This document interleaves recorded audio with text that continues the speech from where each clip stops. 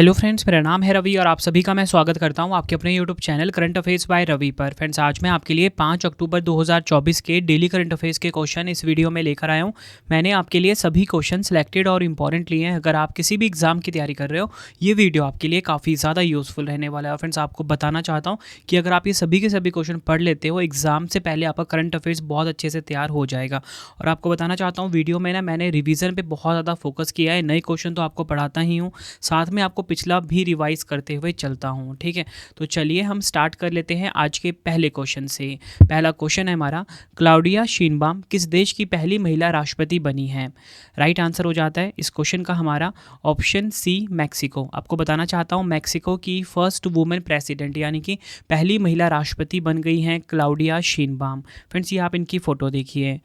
Detail में अगर हम समझें इस क्वेश्चन को, क्लाउडिया शीनबाम मैक्सिको की पहली महिला राष्ट्रपति चुनी गई है। सत्तारूढ़ मोरेना पार्टी की उम्मीदवार क्लाउडिया शीनबाम ने राष्ट्रपति चुनाव जीता है। मैक्सिको ने 200 साल के इतिहास में पहली बार एक महिला राष्ट्रपति को चुना है, ये भी आपको ध्यान रखना है।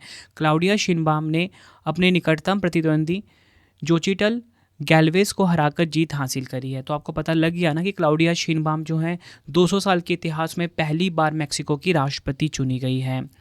डिटेल में बात करें फ्रेंड्स, देखिए यहाँ पे बात हुई है किसकी? राष्ट्रपति की। तो जो पिछले राष्ट्रपति नियुक्त हुए ना, उनको फटाफट से एक बार हम रिवाइज कर लेते हैं। तो आपको बताना चाहता हूँ, रिसेंटली श्रीलंका के नए राष्ट्रपति बने हैं अनुराग कुमारा दिसानाइके। लिथुआनिया के राष्ट्रपति बने हैं गीतानास नौसेदा। ताइवान के राष्ट्रपति लाई चिंग ते। वियतनाम के राष्ट्रपति बने हैं टो लैम। दक्षिण अफ्रीका के राष्ट्रपति बने हैं सिरिल रामाफोसा। ईरान के राष्ट्रपति बने हैं मसूद पेजेशेकियन। रूस के राष्ट्रपति व्लादिमीर पुतिन। भारत के राष्ट्रपति द्रौपदी मुर्मू जी हैं। चीन के राष्ट्रपति हैं शी जिनपिंग। यूक्रेन के राष्ट्रपति वोलोडिमिर जेलेंस्की हैं। और इसी के साथ अगर हम बात करें रवांडा की, पॉल कागमे, अभी रिसेंटली इनकी अपॉइंटमेंट हुई है। ये है राष्ट्रपति कहाँ के? रवांडा के। आइसलैंड के राष्ट्रपति हैं हल्ला टॉम्स डॉटेर। सिंगापुर के हैं थर्मन शनमुगरत्नम। और वेनेजुएला के राष्ट्रपति बने हैं निकोलस मादुरो। आई होप आपको सारी की सारी चीज़ें अच्छे से अपडेट हो गई। बढ़ते हैं नेक्स्ट क्वेश्चन के ऊपर। 25वें लाल बहादुर शास्त्री राष्ट्रीय उत्कृष्टता पुरस्कार 2024 से किसे सम्मानित किया गया है? राइट आंसर हो जाता है इस क्वेश्चन का ऑप्शन ए, राजश्री बिरला। ये आपको ध्यान रखना है। 25वें लाल बहादुर शास्त्री राष्ट्रीय उत्कृष्टता पुरस्कार 2024 से सम्मानित किया गया किसे? राजश्री बिरला को। डिटेल में समझते हैं।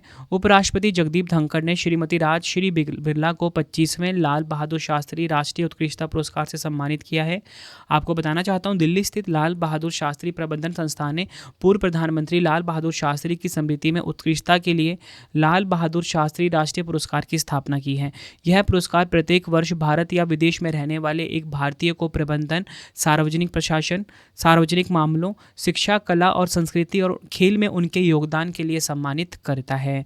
तो फ्रेंड्स, यहाँ पे आपको क्या पता लगा कि जो 25वां एडिशन था लाल बहादुर शास्त्री राष्ट्रीय उत्कृष्टता पुरस्कार का, वो मिला है राजश्री बिरला को।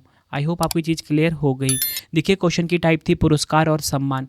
फटाफट से हम रिवाइज कर लेते हैं। देखिए, रैमन मैग्सेसे पुरस्कार 2024 मिला जापान के हायाओ मियाजाकी को। मोस्ट इंपॉर्टेंट मार्क करिए इसको। और इस पुरस्कार को एशिया का नोबेल पुरस्कार भी कहा जाता है, रैमन मैग्सेसे पुरस्कार को। आगे देखते हैं, 70वें राष्ट्रीय फिल्म पुरस्कार 2024 में सर्वश्रेष्ठ फिल्म मिला आटम फिल्म को। सर्वश्रेष्ठ अभिनेता का खिताब मिला ऋषभ शेट्टी को कंतारा के लिए। सर्वश्रेष्ठ अभिनेत्री का खिताब मिला नित्या मेनन और मानसी पारेख को। अंतर्राष्ट्रीय बुकर पुरस्कार की बात कर लेते हैं। मोस्ट इंपॉर्टेंट है आपके लिए, जेनी अर्पनबेक कैरोस पुस्तक के लिए मिला है। और फ्रेंड्स, इस क्वेश्चन के और इस वाले क्वेश्चन के एग्जाम में डायरेक्टली आने के चांसेस हैं। ठीक है, एबल पुरस्कार मिशेल टैलाग्रैंड को मिला है। फिजी देश का सर्वोच्च सम्मान companion order of the Fiji, ये मिला हमारे देश की राष्ट्रपति द्रौपदी मुर्मू जी को। तिमोर लेस्ते का जो सर्वोच्च नागरिक सम्मान है grand collar of order of Timor Leste, Droupadi Murmu ji को ही मिला है। आगे क्वेश्चन है कि किसे आईआईटी खड़गपुर ने मानद डॉक्टरेट की उपाधि से सम्मानित किया? आपको पता है, गूगल के सीईओ सुंदर पिचाई को, जो कि भारतीय मूल के हैं। रूस का सर्वोच्च नागरिक सम्मान है order of Saint Andrew the apostle, Narendra Modi ji को मिला है। अंतर्राष्ट्रीय ओलंपिक समिति यानी कि आईओसी द्वारा सर्वोच्च पुरस्कार ओलंपिक ऑर्डर मिला अभिनव बिंद्रा जी को। फ्रांस का शीर्ष नागरिक पुरस्कार शेवलियर डी ला लीजन डी ऑनर, ये मिला रोशनी नादर मल्होत्रा को। 2024 का नेल्सन मंडेला पुरस्कार मिला निमहन संस्थान को, जिसका फुल फॉर्म है राष्ट्रीय मानसिक स्वास्थ्य एवं तंत्रिका विज्ञान संस्थान।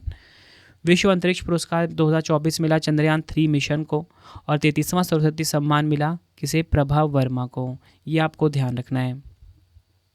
नेक्स्ट क्वेश्चन करवाने से पहले आप सभी के लिए एक इंपॉर्टेंट इन्फॉर्मेशन। देखिए फ्रेंड्स, सबसे पहले आपको क्या करना है कि हमारा टेलीग्राम जरूर ज्वाइन कर लेना, करंट अफेयर्स बाय रवि नाम से, डेली पीडीएफ के लिए, ठीक है। और इसी के साथ टेस्ट, अगर आपको टेस्ट सीरीज लगाना है करंट अफेयर्स का किसी भी सब्जेक्ट का, तो mobile application Ravi study GK को इंस्टॉल कर लीजिए। और यहाँ पे आपको ना एक पीडीएफ वाला सेक्शन मिलेगा, यहाँ पे जाके आप डेली पीडीएफ्स भी देख सकते हो, ठीक है। और आपको बताना चाहता हूँ, अगर कोई भी ई बुक बाई करना है तो उसके लिए वेबसाइट है हमारी www.ravibookspdf.com। यहाँ पे आपको हमारी current affairs, polity, history, geography, हर सब्जेक्ट की ई बुक्स मिल जाती है, ठीक है। www.ravibookspdf.com,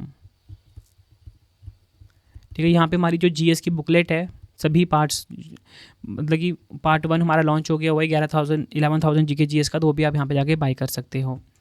बढ़ते हैं फ्रेंड्स नेक्स्ट क्वेश्चन के ऊपर हम। अगला क्वेश्चन है, प्रधानमंत्री नरेंद्र मोदी जी ने धरती आबा जनजातीय ग्राम उत्कर्ष अभियान की शुरुआत किस राज्य से की है? राइट आंसर हो जाता है इस क्वेश्चन का हमारा ऑप्शन डी, झारखंड। आपको बताना चाहता हूँ, प्रधानमंत्री नरेंद्र मोदी जी ने धरती आबा जनजातीय ग्राम उत्कर्ष अभियान की शुरुआत करी है झारखंड राज्य से। डिटेल में समझते हैं। 2 अक्टूबर 2024 को महात्मा गांधी की जयंती के अवसर पर धरती आबा जनजातीय ग्राम उत्कर्ष अभियान शुरू किया गया है।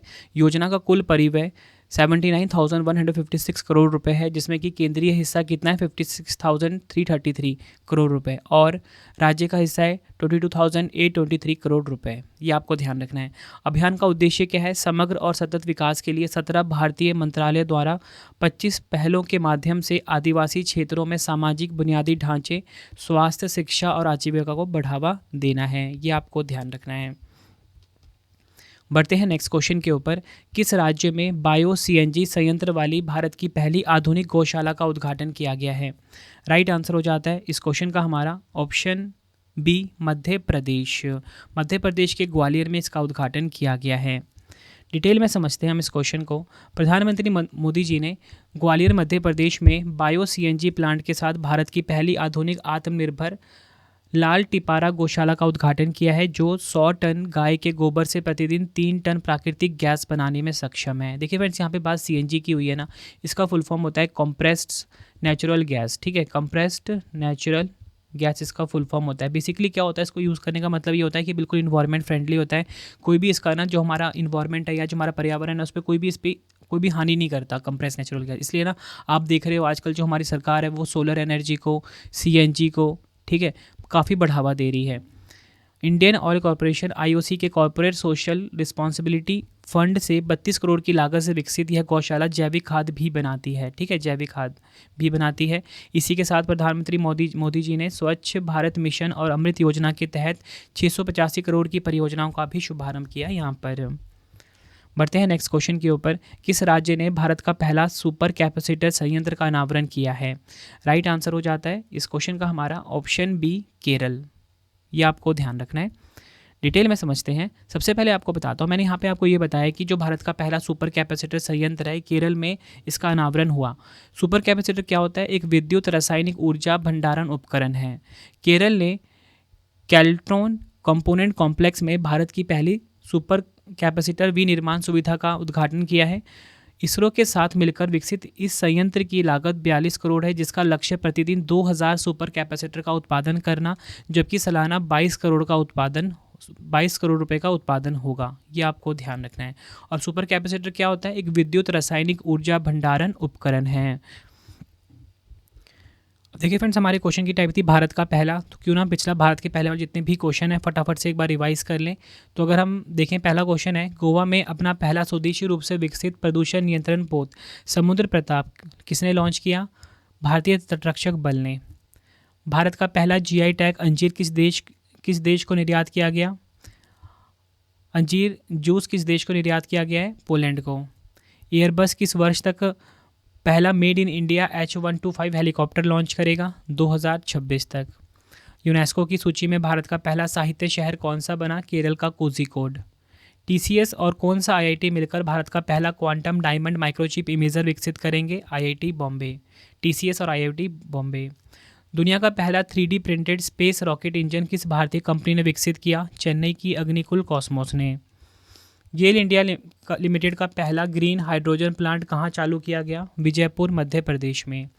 भारत के पहले स्वदेशी बम वर्षक मानव रहित विमान FWD-200B का अनावरण किसने किया?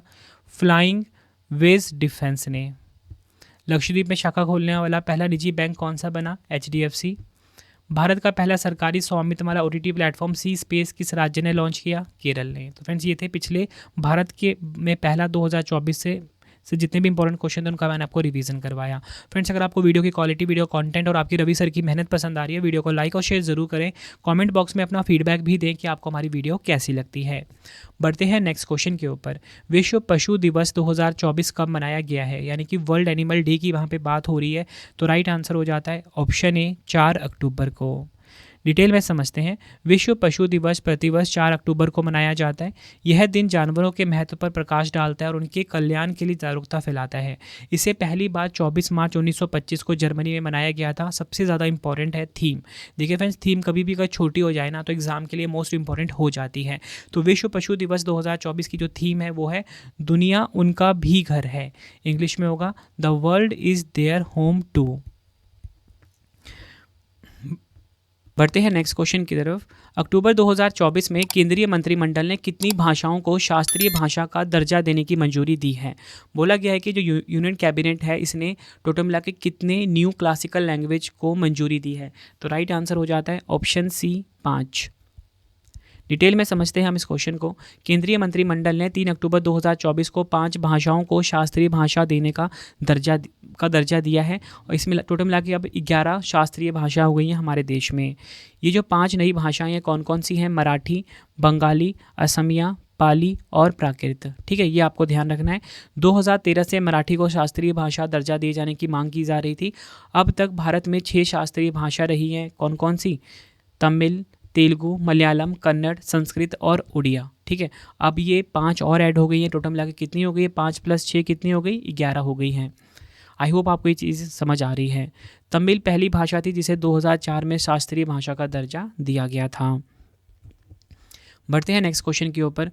प्रजा फाउंडेशन द्वारा आयोजित 2 वर्षीय अध्ययन शहरी सूचकांक यानी कि UGI में किस शहर ने प्रथम स्थान हासिल किया है? बात हो रही है यहाँ पे अर्बन गवर्नेंस इंडेक्स UGI की।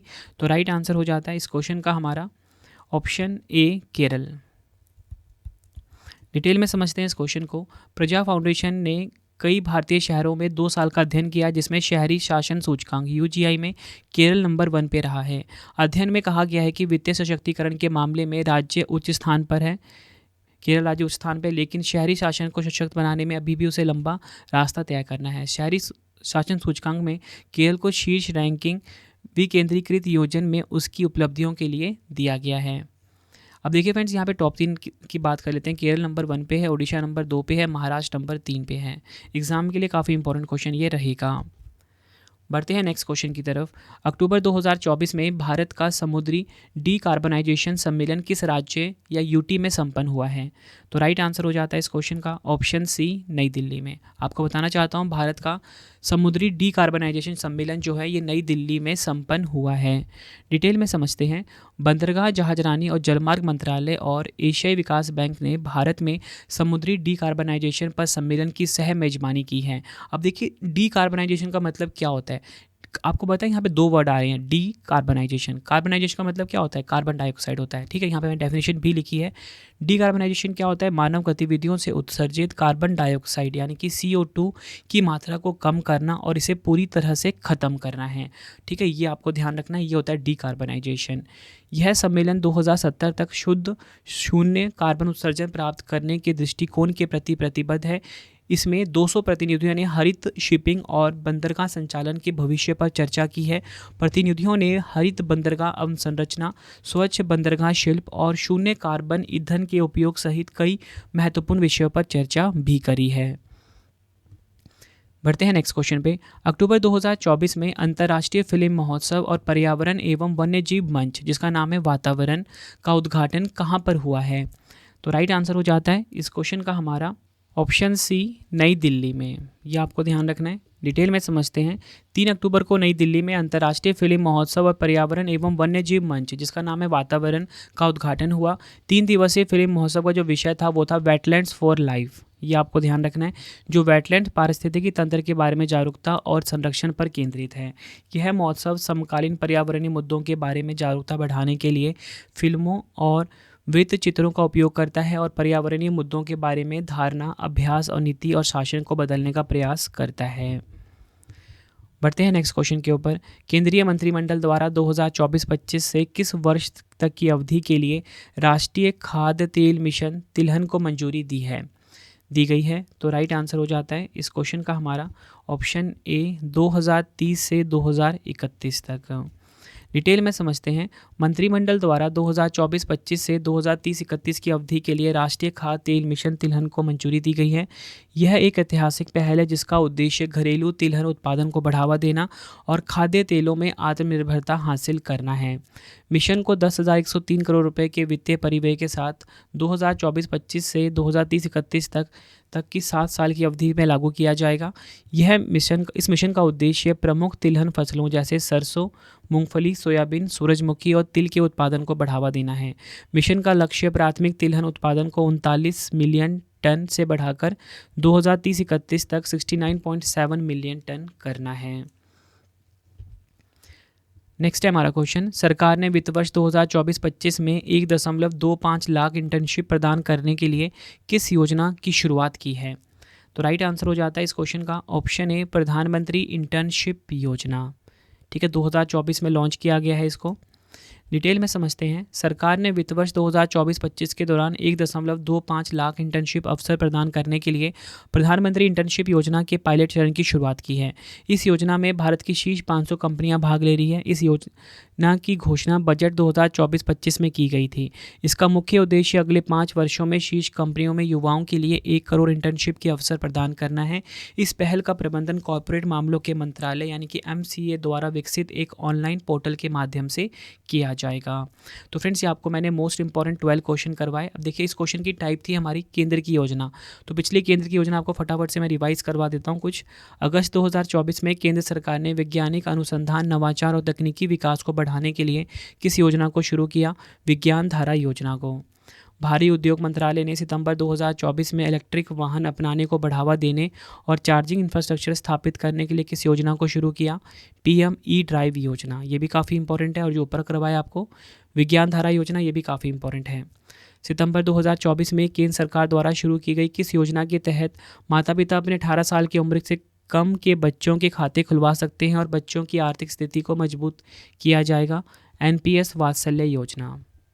मार्च 2024 में केंद्र सरकार की किस योजना के तहत उत्तर पूर्व क्षेत्र के राज्यों में उद्योगों को विकास और रोजगार सृजन करना है? उन्नति योजना। मार्च 2024 में रक्षा मंत्रालय द्वारा शुरू की गई किस योजना के तहत रक्षा क्षेत्र में नवाचार को बढ़ावा देना है और स्टार्टअप में निवेश को बढ़ाना है? अदिति योजना। मार्च 2024 में भारत सरकार की किस योजना के तहत देश के घरों को मुफ्त बिजली उपलब्ध कराना है? प्रधानमंत्री सूर्य घर मुफ्त बिजली योजना। तो फ्रेंड्स, ये आपको मैंने मोस्ट इंपॉर्टेंट 12 क्वेश्चन करवाए आज के। पिछला रिवीजन भी करवाया। अब आपके लिए 2 क्वेश्चन का टेस्ट आ गया है। पहला क्वेश्चन है आपके लिए, क्लाउडिया शिनबाम किस देश की पहली महिला राष्ट्रपति बनी है? 4 ऑप्शन है आपके पास। दूसरा क्वेश्चन है, विश्व पशु दिवस 2024 कब मनाया गया? दोनों क्वेश्चन का आंसर आपने मुझे कमेंट बॉक्स में देना है। वीडियो आपको कैसी लगी फीडबैक भी ज़रूर देना है। ई-बुक्स आप जरूर बाय कर लेना। वेबसाइट में आपको बता चुका हूँ www.ravibookspdf.com। करंट अफेयर्स की, पॉलिटी, हिस्ट्री, GS हर सब्जेक्ट की बुक आपको यहाँ पे मिल जाती है। ठीक है, और मोबाइल एप्लीकेशन है रवि स्टडी GK से भी आप अपने फ़ोन में ज़रूर इंस्टॉल कर लीजिए। मुझे कॉमेंट बॉक्स में ज़रूर बताना कि वीडियो आपको कैसी लगी है। ठीक है, टेलीग्राम भी ज़रूर ज्वाइन करना, करंट अफेयर्स बाय रवि नाम से है हमारा। मिलते हैं फ्रेंड्स आप सभी से अब नेक्स्ट वीडियो में। Thank you and wish you all the best.